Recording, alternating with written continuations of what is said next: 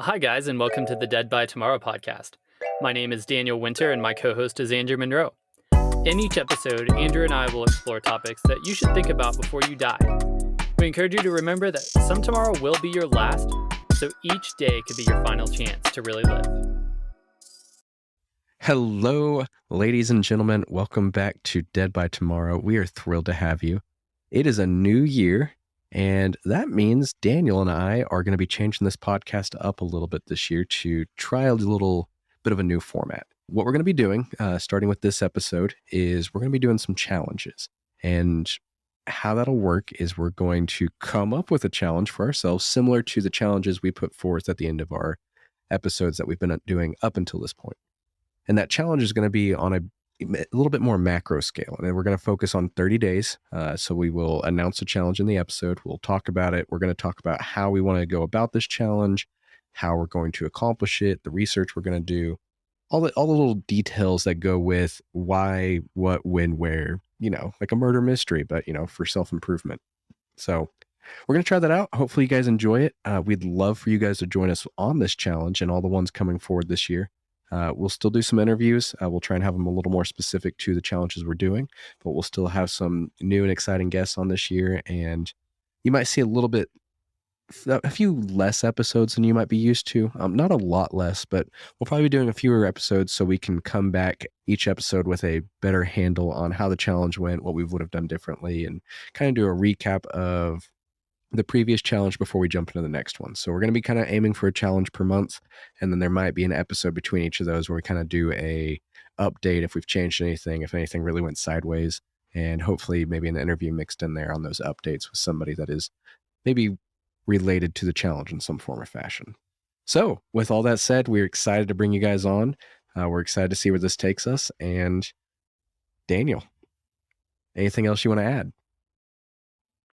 No, I'm definitely looking forward to this. I think it could be hopefully something that we look back on throughout the course of the year and really actually chart some growth. We've been doing a lot of talking over the past, however long we've done this podcast, year, really our whole lives, a lot of talking. But I'm excited to put pen to paper, so to speak, on a few different items and hopefully, be able to have some data that shows actual value to some of the things that we're trying out. And yeah, like Andrew said, really hope to have some people join in with us on challenges, whether it's just texting us on things, whether it's on a more official capacity. We'll figure that out as we go. Yeah, absolutely. And check the show notes. We'll probably have a link to at least track Daniel and I's progress, depending on what we come up with, which is part of what we're going to be talking about here. So let's jump into what this first challenge is. This one's going to be, I guess you can say, my fault. I was listening over Christmas to something I don't even remember at this point, and they were talking about Finland being the happiest place in the world, or at least had the happiest people in the world. I thought that was kind of ridiculous. Told Daniel about it. And I was like, yo, the Finnish are the happiest people. Let's make that the first challenge. Let's live like the Finnish. Now, that said, we're not just going to move to Finland and go be Finnish. I dug into it a little bit more. And what we're going to try and do is emulate some of the things that the, so to say, Scandinavian people do that makes them different, that sets them apart from at least Daniel and I and our American Texan selves. So this challenge, we're looking at basically combating that seasonal affective disorder. That's kind of what inspired this. It's something that affects me almost every year, probably every year to some capacity. Sometimes it's a lot worse. Sometimes it's not as bad. But I have that seasonal affective depression every year to an extent. And strangely enough, we just yesterday was Blue Monday. So for those of you guys listening, this episode's probably going to come out a little bit after that, but the saddest day of the year, the most depressing day of the year was yesterday, Monday, the 16th. The 17th. Monday, the 17th was Blue Monday, and it's supposedly the saddest day of the year. So this is not something that just affects me. It's not something that just affects Daniel, who also suffers from this problem. It affects a lot of people. There's a whole thing with it. So hopefully this challenge helps us pursue happiness a little bit better, helps us fight that seasonal depression that comes along, gives us something to work on that specifically helps increase not necessarily happiness, but our satisfaction and our the joy we feel, and kind of pushes away some of that darkness, lights away for us in these harder to manage months. So, excuse me, I'm still still getting a little better off of getting whatever got me at New Year's. So that's what we're going to be trying. We're hopefully going to fight some seasonal affective disorder, depression. I'm butchering that still, which you think I have down by this time. We will update you guys in about a month. So 30 days from the release of this episode, we'll have another episode out to let you know how it did. Hopefully we'll have a little update in between those, letting you know how we're doing. And with that said, let's go ahead and jump into how we're going to do this challenge, what it's going to involve with, and everything like that. So Daniel, I know you did a little research on your own and you're going to be doing things a little differently than I am. Let's start with you. Sure. So it's funny that we started with the Finnish people. I remember back in high school, there was a world geography class that we had together. It was actually taught by Mrs. Monroe, no relation to you, to my knowledge. Not as far as I know either. But she was fun. She was fun. And we did a project in that class that I thought was really, really cool, where you essentially just picked, I don't know if we drew it from a hat or if we got to actually choose it, but we each needed to study a different country and come and talk about some of their way of life and also prepare a dish from that country. And I had Finland. So I've always had a soft spot in my heart for the Finns and their fruit cookies that I probably butchered when I made them, but I thought they were great. So that was exciting. But then you decided to name the episode "Pursuit of Happiness." We'll see if it sticks. And that, oddly enough, is one of the only movies that I've ever walked out of in my life. So I'm having mixed feelings about all of this right now. Is what I'm trying to get at. That's funny. So strangely enough, I don't remember you doing this Finnish thing in Miss Monroe's class. Honestly, I don't remember much from high school. I was talking to my mom about this earlier today, and I fried my memory that first year of college with so little sleep. And there's just things that was my example. I was like, Daniel mentioned stuff from high school, and I know I was there for it, and it totally sounds plausible, and I just don't remember it. I don't remember that project at all. Obviously, I was in that class. I remember the projector stuff. We've had stories about that class.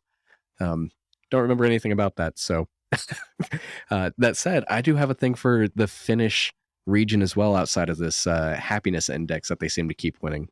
One of my favorite words is sisu, and I'm probably butchering it because I'm not Finnish, and I actually do know some Finnish people. I should go reach out to them. But it's one of my favorite words. And it's this whole conglomeration about strength of will, determination, perseverance. And I think it's acting rationally in the face of like an enemy or something like that. It's like sustained courage. Freaking love that word.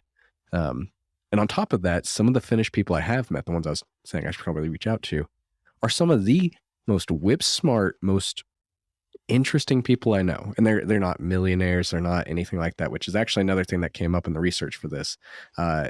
Finnish people and Scandinavian people in general kind of look down if you're rich. Like if you are above and beyond wealthy, they look at you like, what's wrong with you? Like, why are you so greedy?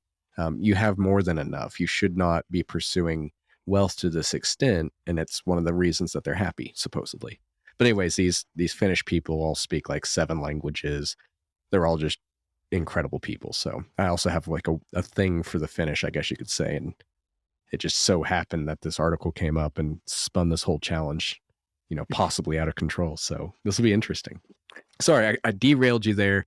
What are you going to be doing for the next 30 days to maybe not necessarily pursue happiness? Because I, don't want to step on Will Smith's toes here, but how are you going to change your mindset and do something that makes you uncomfortable that hopefully brings you more light in what is considered kind of a dark month? Well, I don't know if I'm going to do a lot of things that make me uncomfortable. That doesn't sound very happy to me, but there are a handful of things that I want to do, and really it's things that I already do to some extent, but I just want to make sure that I'm more intentional about a lot of these things. And as far as, seasonal affective disorder, it's certainly something that I've struggled with in the past. I haven't as much lately, and I do think what I want to do is kind of build on some of the success that I've seen. So, um, one thing that I will continue to do that gets a little bit more challenging when it's colder outside is just maintaining exercise. That's something we've talked about plenty of times in the past, but there's just that chemical benefit to it. There's that sense of accomplishment that comes with that, getting your blood up. So that's an easy one that I intend to do throughout the next 30 days. And have accountability around that to help make sure that that does happen. Um, Another thing that I want to lean a little bit into because of just for me personally, a lot of the guiding principle, a lot of the compass on where I make decisions and kind of where I seek wisdom is in the Bible, the Christian Bible. So I'm gonna take some time to just see what is in Proverbs and what is in some of the different scriptures talking about um, contentment, happiness, joyfulness, these types of things, and see where I can um, better plug some of that stuff in and observe that. And then the last super intentional thing that I intend to do is practice the art of hygge. So this is going to lean into that whole Scandinavian Finnish theme that we have going. So I don't remember if it's Scandinavian as a whole, if it's just Norwegian. I'll have to look some of that up. I'll report back in the next episode. But Hillary and my sister Beth have recently gotten pretty into this idea of hygge, which is just it kind of boils down to living comfortably. And so it's doing things like uh, setting time aside to play board games with friends while you have a nice, cozy foot slippers on and you're drinking a warm drink and you have candles. And it's just kind of creating this really cozy type of environment. And there's this book that Hillary got, I think, for Christmas a year or two ago. I've never read a page of it, but I'm gonna each week, each day, just kind of depending on how big some of the concepts are. I'm gonna dive in and read through the book and try to implement some of the art of hygge. So those are some of the things that I intend to put into practice. That, excuse me again. Jeez, every time I try and talk lately, I'm just dying over here with this cough. Um, that's really cool because I've never heard of that. I looked it up real quick while you were talking about it. Apparently, it's Danish, which technically means they're from Denmark. Uh, but always in my head, like Danish and Dutch are pretty interchangeable, so it's right up there. I mean, like we're talking about half of Texas, I think, in terms of geography covered. So it's like I don't know. I guess they have mountain ranges, and there are some geographical boundaries that make things more difficult than driving from Amarillo to Dallas. But I mean, like I'm not saying I'm a different culture than somebody that lives in Austin necessarily. So I think it's safe for us to lump the Scandinavians and the Danish and the Dutch and all them, at least from our very limited Texan view, together for the sake of this challenge. And I have some really good friends that are actually Dutch, from the Netherlands. And if they're listening, I'm sorry if that was incredibly offensive and uneducated. Please reach out to me and let me know what I said wrong and how to correct it next time. So sorry about that.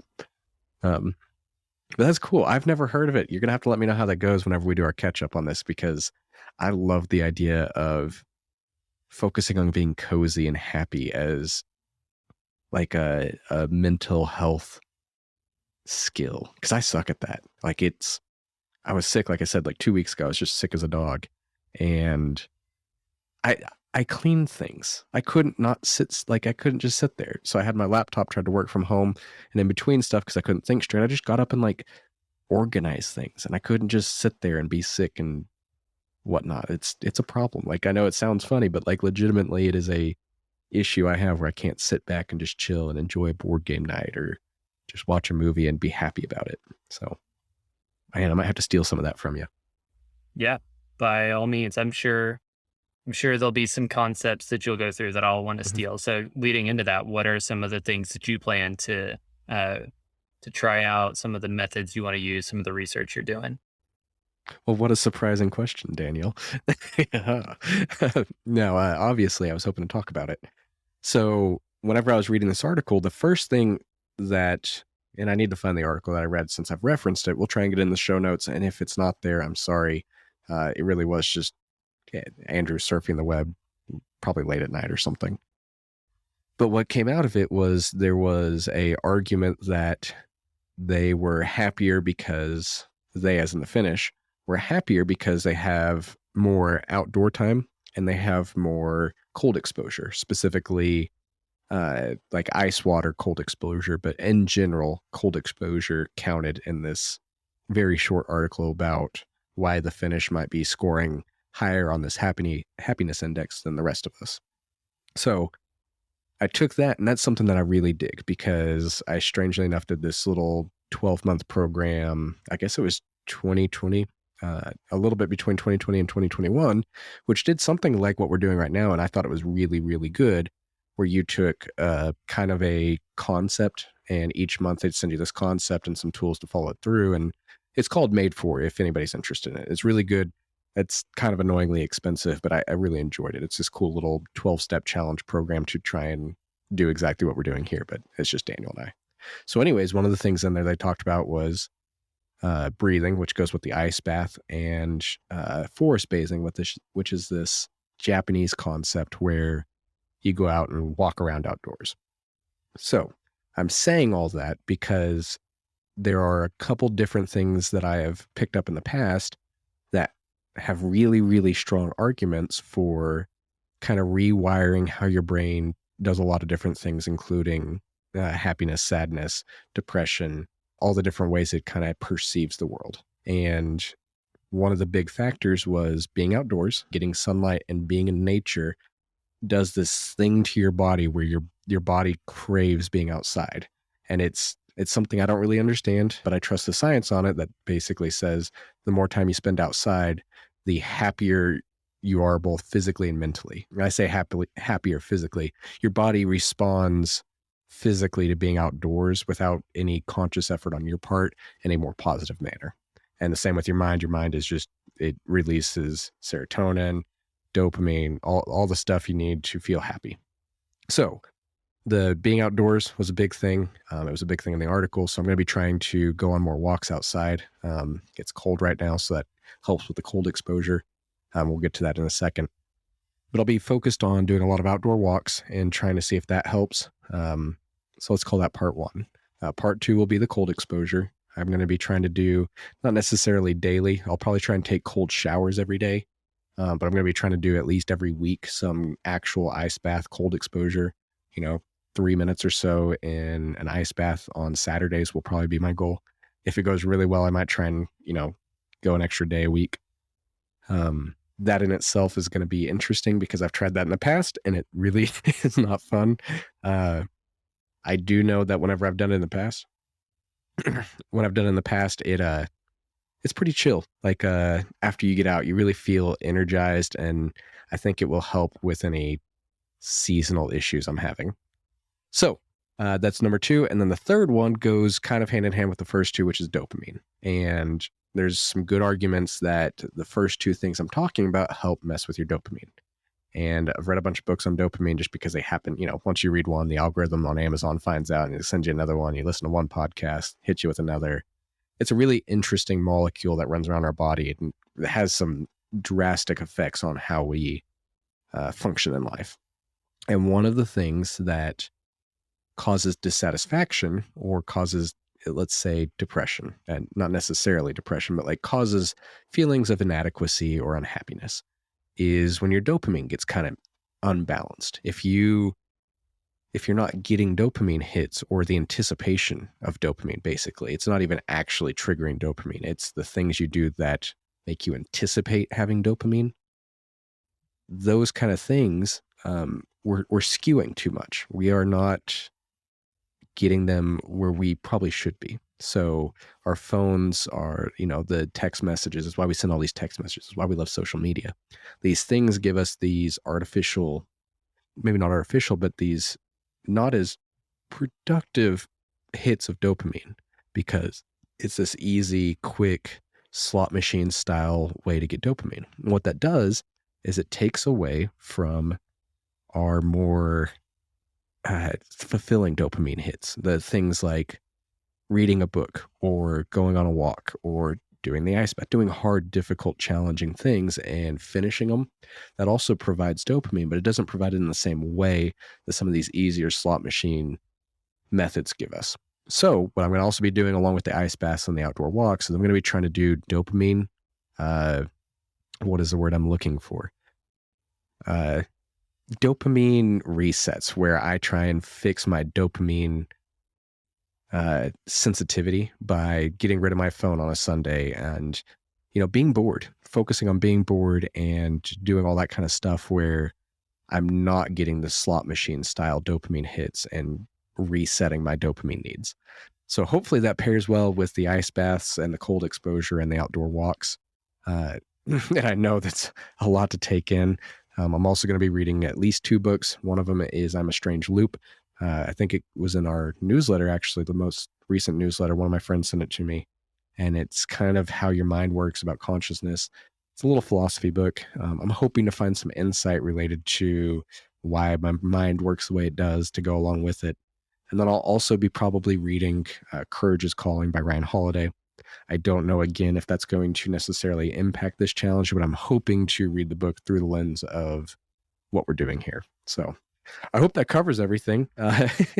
It'll be a, daily walks, weekly ice baths, and weekly dopamine purges, I guess you could call it. So we'll see what happens. Read some books and fingers crossed it goes well.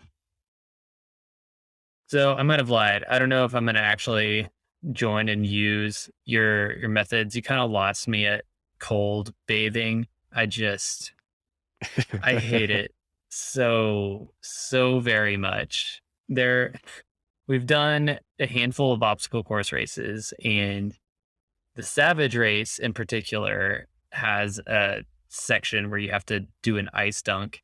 And I legitimately thought about just quitting the race instead of going through it. And it was towards the end. It would have been like a huge sunk cost sort of deal.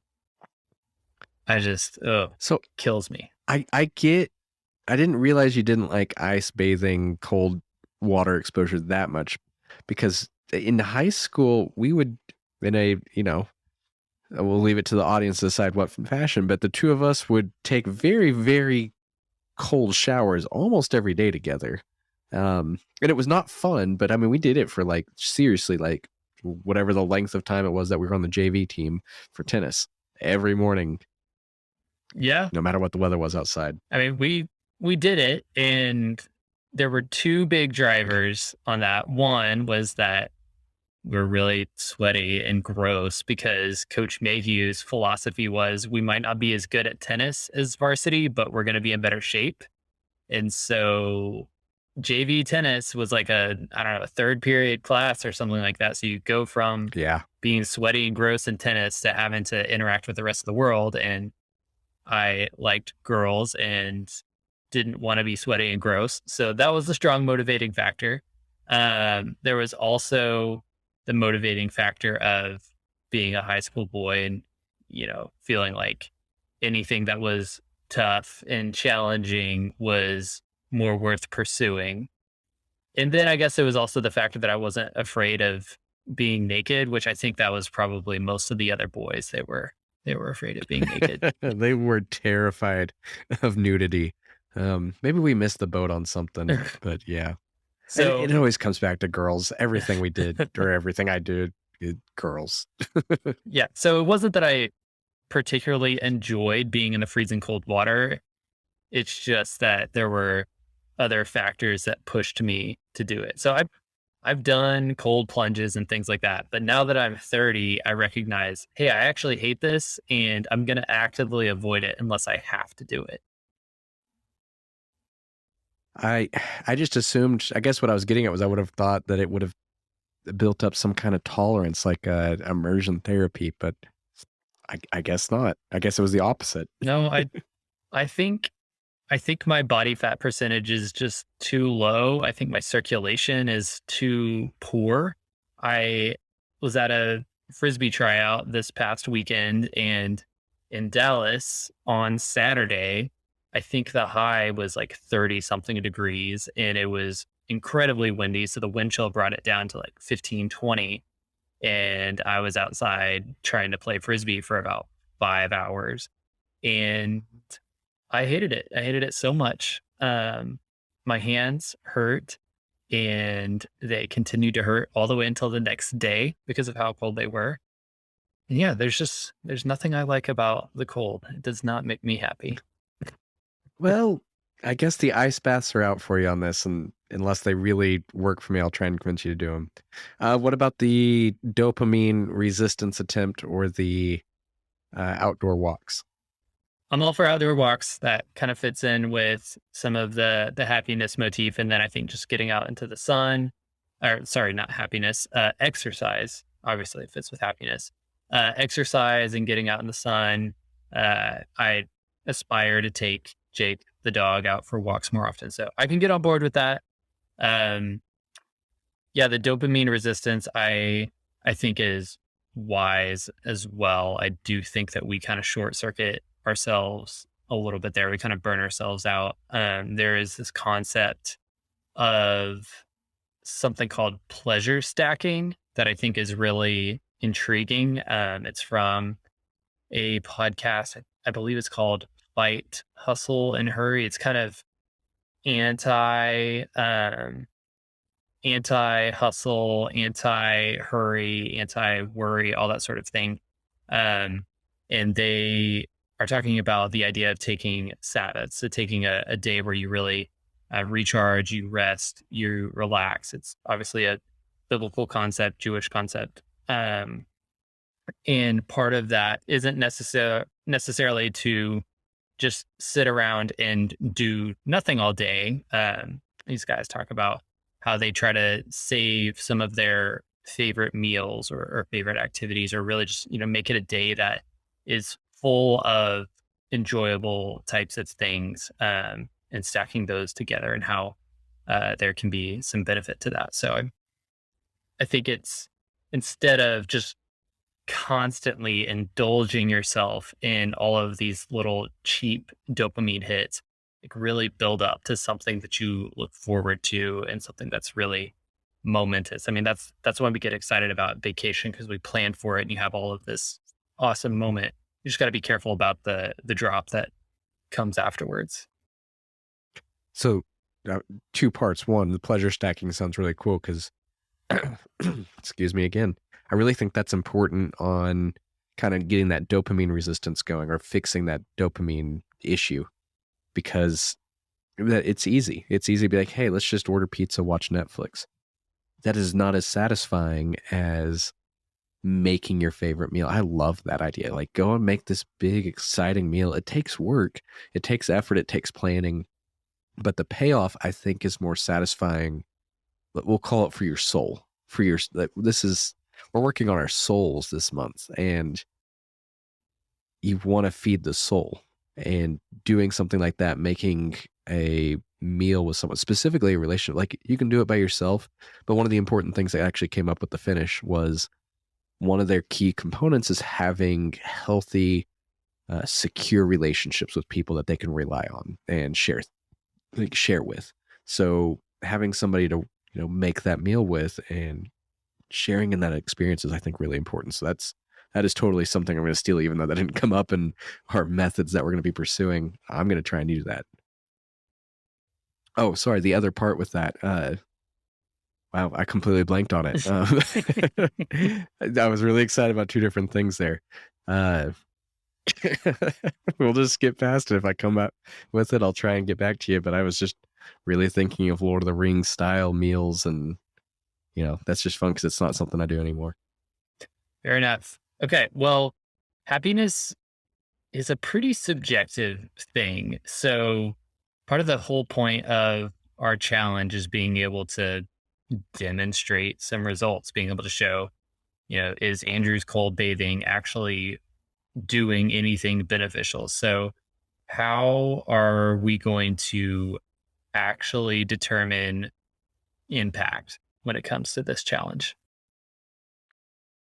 So, in complete transparency, this is not something I have built out yet. So, it could change by the time we get this episode out to you guys. But my plan that I'm hoping Daniel goes along with to measure this is basically a really short 30-day journal where we say, hey, here's how I'm feeling. This is my mood today. This is what I woke up feeling. This is how I am looking at the day. This is how I looked at the week. Like for me personally, I would have not marked today as a very good day. I was really not excited to get out of bed. I laid in bed wishing I could just go stay asleep and not have to get up. And it took me probably 15 minutes to drag myself out of bed and convince myself to go and start the day. So something like that, I would put like, hey, this was not a good day. And I'd probably 10, 15 point scale. Today I'm going to rate getting out of bed like as a 3.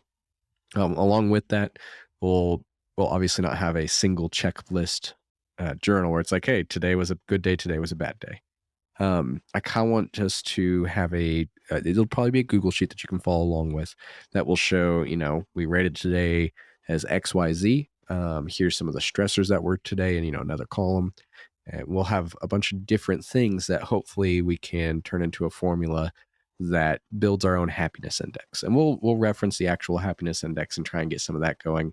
We'll have a different little point system that hopefully we can track a trend that basically starts tomorrow and says, hey, this is how you feel tomorrow. And if we can see a steady upward trend for either one of us or both of us, hopefully, that'll give us an indicator of, what changed paired with tracking if we're following through the methods. If Daniel tracks upward the whole time, but he never jumps into the Bible and he doesn't do any of his methods, well, sure, he might be happier, but that didn't really prove anything. But if we can show that he did everything he was wanting to do, but he tracked downwards in terms of happiness, then obviously it was a bust. But really, my personal theory on this is the fact that we're going to try and that we're going to measure will just automatically increase, our good feelings. And maybe that's optimistic of me, but I have the idea that just being mindful about it in general and working towards improvement will itself end in the results we want. So maybe I'm wrong. Maybe we're both going to be even sadder. I do hate February with an undying passion. It is my least favorite month, and going into it is tough. So I could be wrong, but I think that's how we're going to measure this. Does that make sense to you, Daniel? Is that what you're feeling, or do you have a different way you want to measure on your end? No, I think that makes sense. I think doing basically a daily check-in survey, commenting on the different areas that we've said we want to improve, or the things that we want to do that we think is going to have an impact. The only other thing that I want to try to find a way to incorporate is a third party opinion. So that may be just asking Hillary to comment on, how my mood seemed throughout the day, or different things like that. Because I could be tempted to be like, yeah, I was pretty happy. And she's like, what are you talking about? You didn't smile the entire day. So, bro, you were a sour butt. yeah. Yeah. So I'm excited. So I think that's something we can share, is what our different trackers look like. And then I know at the beginning of the episode you talked about as far as check-ins, what we want to do. So our goal is to basically halfway through circle back and talk about how things are going, what the tracker has sort of looked like, if we've been able to stick with our chosen methods, what some of those initial results are. Maybe we'll have a guest, maybe not. And then our last episode will be, sometime kind of towards the middle end of February. We'll close it out. We'll see how it went and roll right into whatever our next challenge is. Excellent. Well, guys, I hope y'all are excited about this, because I know I am. And I'm planning on beating Daniel. I'm going to be far happier than he is come February. So let's get this going. Um, well, guys, we appreciate y'all tuning in. Check the show notes if you want to follow along with this challenge. We'll have links for you to, see our trackers, to do some research of your own, links to the books we've talked about, some of the articles we've talked about. We really want this to be a little bit more value packed where you can kind of spin off on your own with this. So definitely check out the show notes if you want to jump in or if any of this was interesting to you. And we'll check in with you hopefully in about 15 days. And we'll have an update for you then. And otherwise, if you don't care about the update, we'll see you in about 30 days with the final results of this challenge. Challenge number 1 for our Dead by Tomorrow challenge series. So thank you guys for listening, and we look forward to connecting with you soon.